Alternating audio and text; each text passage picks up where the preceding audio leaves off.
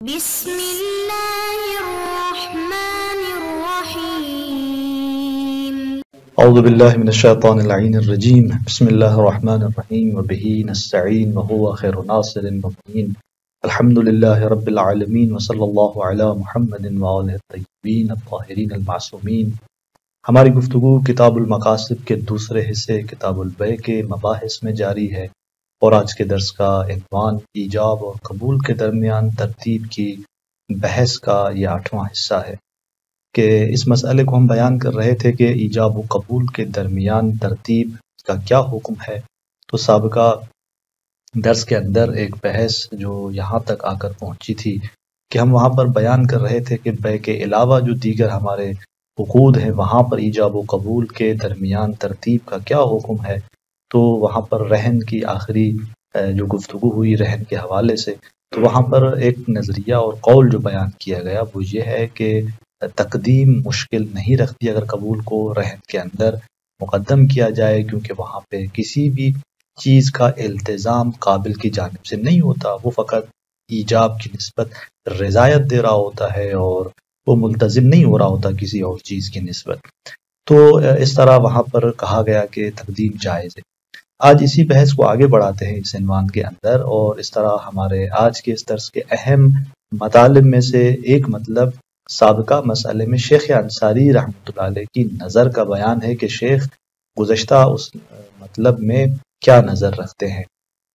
اور ہبے اور قرض اور صلح کا کیا حکم ہے۔ صلح کے اندر چند صورتیں بیان ہوں گی اور بعض صورتوں کا حکم بعض صورتوں سے مختلف ہوگا، اور بحث کا نتیجہ اور خلاصہ آخر میں شیخ انصاری بیان کرتے ہیں سابقہ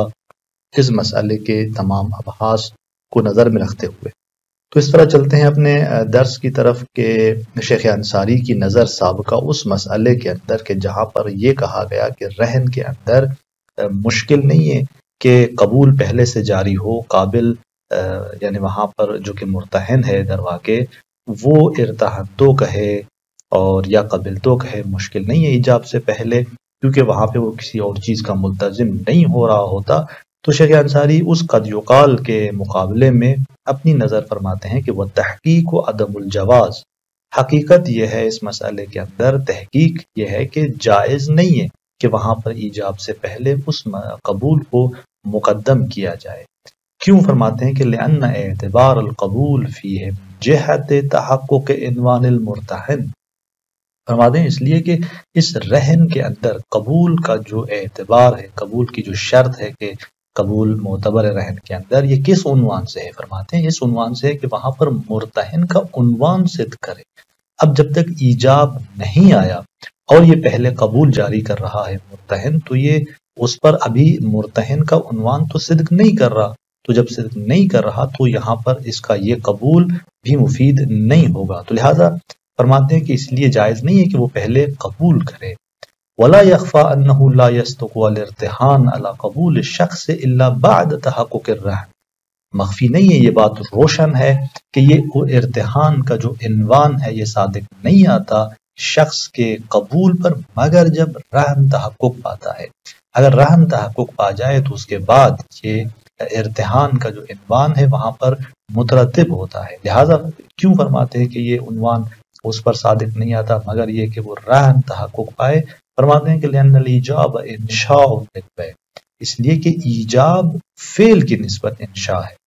اور بالقبول انشاء للانفعال، اور قبول جو ہے وہ اس انفعال کا انشاء ہے، یعنی قبول کے اندر جو معنی اور مفہوم ہے وہ مطاوعہ کا ہے، یعنی وہ اثر پذیری کا معنی اس کے اندر ہے۔ تو بس جب شخص قبل تو کہتا ہے تو یعنی پہلے ایک فعل، ایک اثر حادث ہو اور اس کی نسبت وہ اثر پذیری دکھائے، انفعال۔ تو لہٰذا اس بنیاد پر آغا فرماتے ہیں کہ یہاں قبول کا پہلے ہونا ضروری ہے اس ایجاب کی نسبت۔ اس کے بعد شیخ انصاری ہبے اور قرض کے حکم کو بیان کرتے ہیں کہ وَقَذَا الْقَوْلُ فِي الْحِبَةِ وَالْقَرْضِ، یہی بات ہے یعنی رہن کی طرح مسئلہ ہبے اور قرض کے اندر بھی ہے کہ فَإِنَّهُ لَا يَحْصُلُ مِنْ إِنشَاءِ الْقَبُولِ فِيهِمَا الْتِزَامٌ بِشَيْءٍ، فرماتے ہیں کہ ان دونوں میں یعنی ہبے اور قرض کے اندر، ہبہ کے جہاں پر واہب آ کے کہتا ہے وَهَبْتُ كَذَا وَكَذَا، وہاں پر متحب آ کے جو کہ موہوب ہے یعنی موہوب لہو ہے وہ آ کر کہتا ہے کہ اتحب تو یا قبل تو، یا قرض کے اندر جو اگر کہتا ہے موجب کے اقرضت کا اور قبول کرنے والا قابل کہتا ہے قبل، تو وہاں پر فرماتے ہیں کہ حاصل نہیں ہوتا انشاء قبول سے ان دونوں عقد کے اندر التزام بشیء، کسی بھی چیز کی نسبت التزام حاصل نہیں ہوتا. یعنی موہوب لہو اگر قبل تو کہہ رہا ہوتا ہے تو وہ ملتزم نہیں ہوتا اس کا یہ انشاء، یعنی یہ قبول کسی اور چیز کی نسبت. اسی طرح مثلا اس قرض کے اندر فرماتے ہیں کہ وَإِنَّمَا يَحْصُلُ بِهِ الرِّضَا بِفِعْلِ الْمُوجِبِ، یعنی حاصل ہوتا ہے اس قبول سے رضایت اس فعل کے موجب کے فعل کی نسبت. بس اگر اس جہت کو دیکھیں تو رہن میں جس طرح ہم نے کہا کہ وہاں پر بھی التزام بشیء نہیں ہے، تو ہم نے کہا تھا کہ اس جہت سے مشکل نہیں ہے کہ وہ پہلے آ جائے. یہاں پر بھی اصل رضا بفعل موجب ہے، فرق نہیں کرتا کہ قبول پہلے آیا بعد میں آئے. لیکن آغا فرماتے ہیں کہ وہی معنی جو رہن کے اندر ہے وہ یہاں پر بھی ہے، کہ یعنی رہن کے اندر معنی یہ تھا کہ وہ ارتحان صدق نہیں کرتا، عنوان اس کا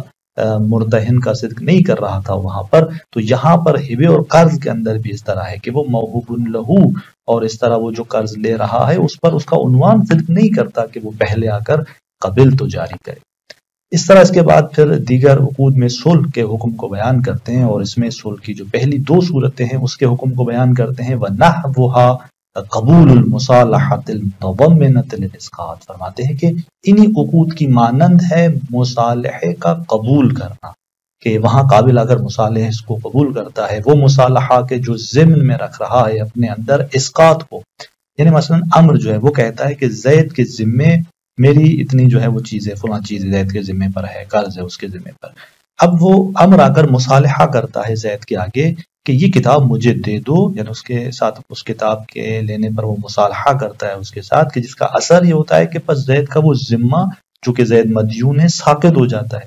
بس ایک صلح کی جو صورت ہے وہ یہ ہے کہ جہاں مصالحے کا قبول کرنا المتضمنہ، کون سا صلح، کون سا مصالحہ کہ جو ضمن میں رکھ رہا ہے اپنے اندر اسقاط کو، کہ جہاں اگر وہ قابل مصالحہ کرتا ہے اور وہ قبول کر رہا ہے تو اس کے اس قبول کا نتیجہ یہ ہوتا ہے کہ اس کا ذمہ ساقط ہو جاتا ہے، وہاں پر کسی بھی دوسری چیز کی نسبت التزام اس قابل کے لیے نہیں ہے. اب تملیک بغیر عوض، یا فرماتے ہیں کہ قبول اس مصالحے کی المتضمنۃ للتملیک بغیر عوض، یعنی جو کہ ضمن میں رکھتا ہے کہ اس کو وہ مصالحہ تملیک کو بغیر عوض کے. یعنی مصالحے میں وہ شخص اگر کہتا ہے کہ صالحتک علی تملیک داری لک بلا عوض، اس طرح کے صلح میں کہ جہاں پر مصالحہ ہے کسی چیز کی تملیک پہ ہو رہا ہے کہ جس کا عوض نہیں ہے، تو یہاں پر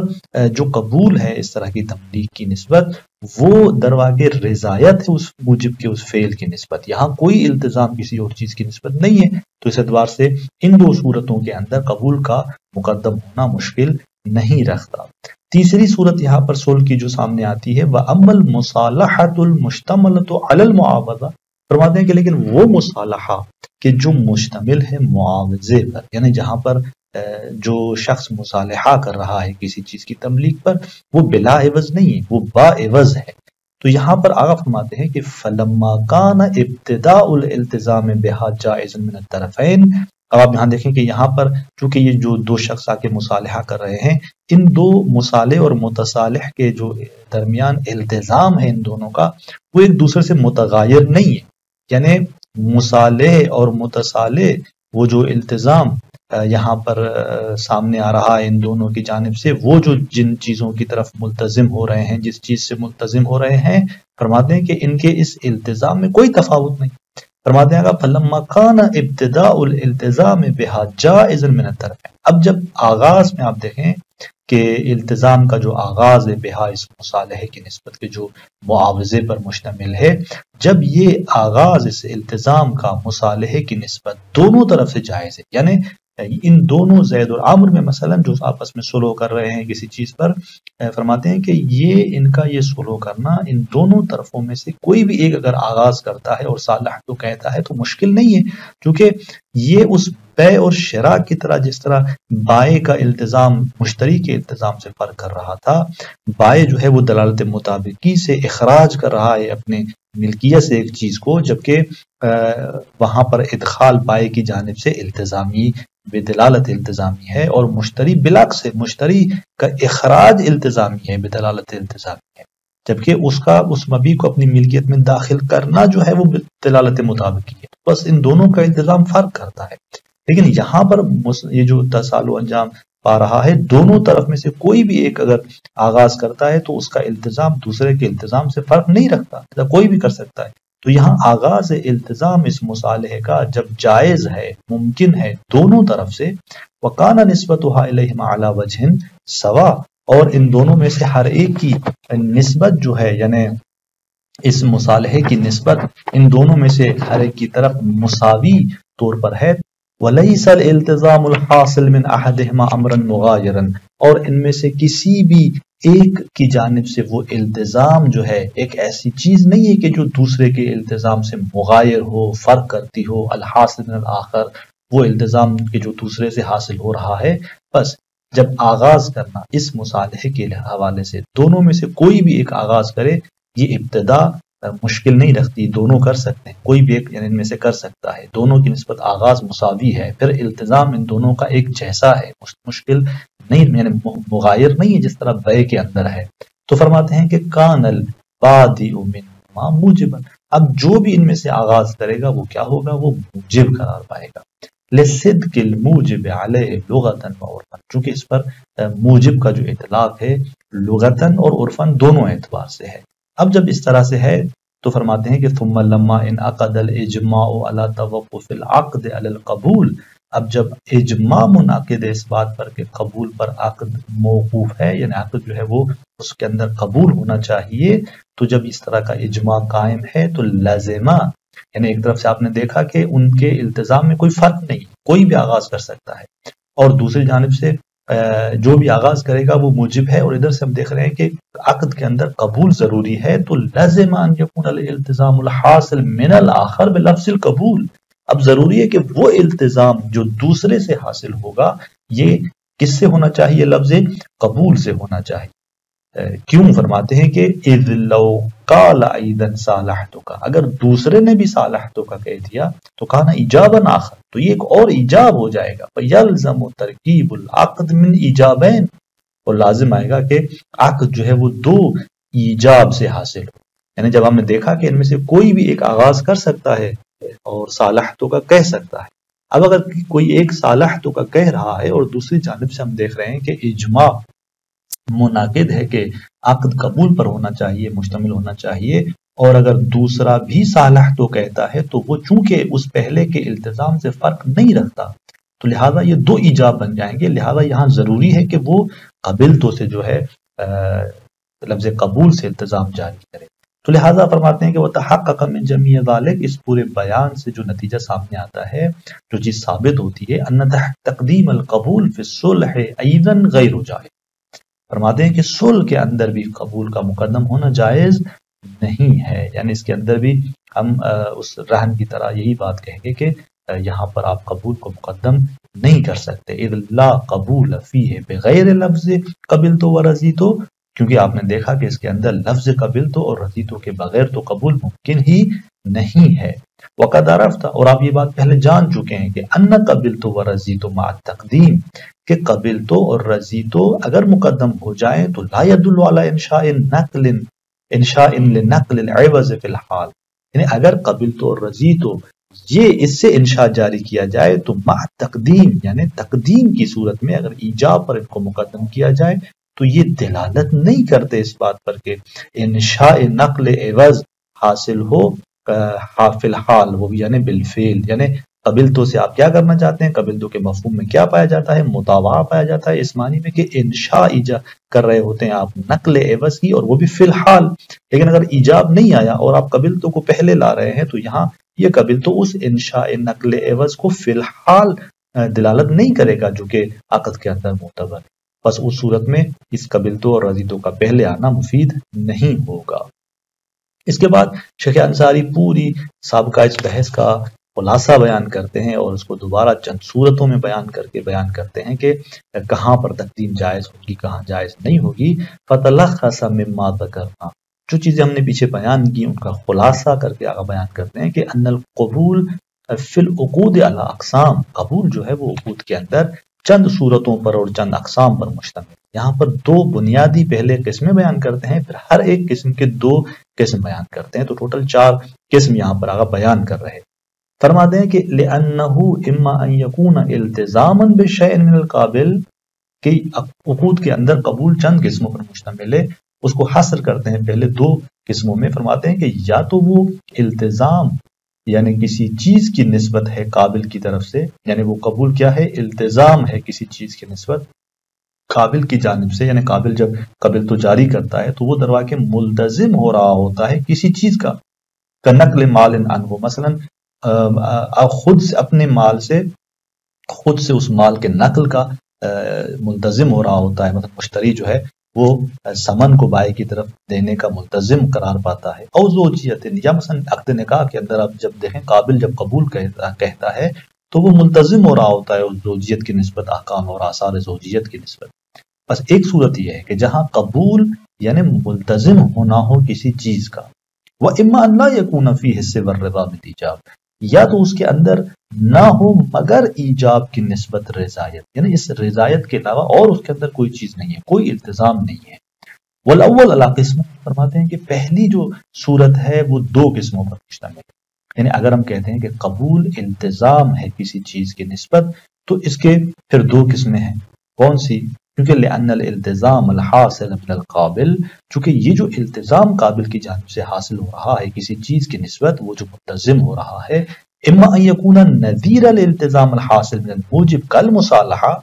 یا تو یہ فرماتے ہیں کہ اسی التزام کی طرح ہے کہ جو موجب سے حاصل ہو رہا ہے، یعنی دونوں کے التزام میں فرق نہیں ہے، کالمصالحہ جیسے مصالحے کے اندر ہم نے پیچھے دیکھا عقد صلح کے اندر دونوں کے التزام میں کوئی فرق نہیں ہے، اور یا یہ صورتحال ہے کہ مصالح اور متصالح مثلا دونوں کا التزام مساوی ہے، او متغایرن، یا اس قابل سے حاصل ہونے والا التزام متغیر مختلف ہے، جیسے مثلا اشتراک کے اندر ہے، اگر مشتری اشترے تو کہتا ہے تو یہاں پر اس کا التزام بائع کے التزام سے فرق کرتا ہے، جس کی توضیحات ہم پہلے دے چکے ہیں اس دلالت مطابقی اور التزامی کی بنیاد پر۔ تو اس طرح آگا فرماتے ہیں کہ ہم نے پہلی قسم کو دیکھا کہ جہاں اس کی خود دو قسمیں ہیں کہ وہاں قابل سے وہ جو التزام جاری ہو رہا ہے وہ فرماتے ہیں کہ یا تو اس التزام کے برابر یعنی مساوی ہوگا جو موجب کا التزام ہے، یا اس سے فرق کرے گا۔ اسی طرح آگا پھر فرماتے ہیں کہ وَالثَّانِي أَيْضًا قسمین، اور وہ جو دوسری ہے یعنی اس کی بھی دو قسمیں ہیں کہ جہاں ہم نے کہا کہ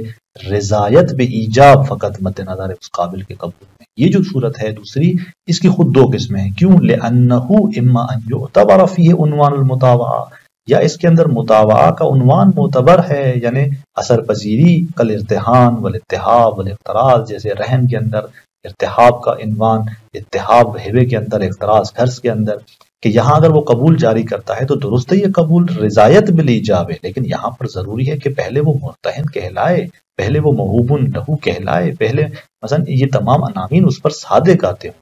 وَإِمَّا أَن لَا يَثْبُتَ فِيهِ اعْتِبَارُ أَزْيَدَ مِنَ الرِّضَا، یا اس کے اندر رضا بالایجاب کے علاوہ اس سے زیادہ کوئی اور چیز معتبر ہو، یہ ثابت نہیں ہے، یعنی اس کے علاوہ کوئی اور چیز معتبر ہو اس کا اعتبار اس کے اندر ثابت نہیں ہے، فقط اور فقط ایجاب کی نسبت رضایت ہے، کل وکالت والعاریت وشبہہا، شبہ ماں، جیسے کہ وکالت ہے، عاریہ ہے، اس کے مشابہ۔ وکالت کے اندر طرف اگر جب قبول کرتا ہے تو وہ فقط رضایت بالایجاب کر رہا ہوتا ہے، وہ ملتزم نہیں ہو رہا ہوتا کسی چیز کا، وہاں پر اثر پذیری اور عنوان مطاوعہ جو ہے اس کا صدق لازمی نہیں ہوتا۔ اب یہ چار صورتیں کرنے کے بعد آگا فرماتے ہیں کہ فتقدیم القبول علی الایجاب لا یکون الا فی القسم الثانی، قبول کا ایجاب پر مقدم ہونا یہ نہیں ہے مگر وہاں پر جائز ہے کہ جہاں قسم ثانی من کل من القسمین، یعنی فقط اور فقط یہ قبول کا تقدیم جائز ہے کہاں پر؟ قسم ثانی میں، ان دو قسموں میں سے ہر ایک کی دوسری قسم، یعنی پہلی قسم کی دو قسمیں ان کی دوسری قسم میں، دوسری قسم کی دو قسموں میں اس کی بھی دوسری قسم میں۔ پہلی قسم کہ جہاں پر ہم نے کہا کہ التزام ہوتا ہے کسی چیز کی نسبت اس قابل کے قبول میں، اور اس کی دوسری صورت کیا تھی کہ جہاں وہ دو التزام متغایر ہوں، اگر دو التزام متغایر ہیں وہاں پر قبول مقدم ہو سکتا ہے۔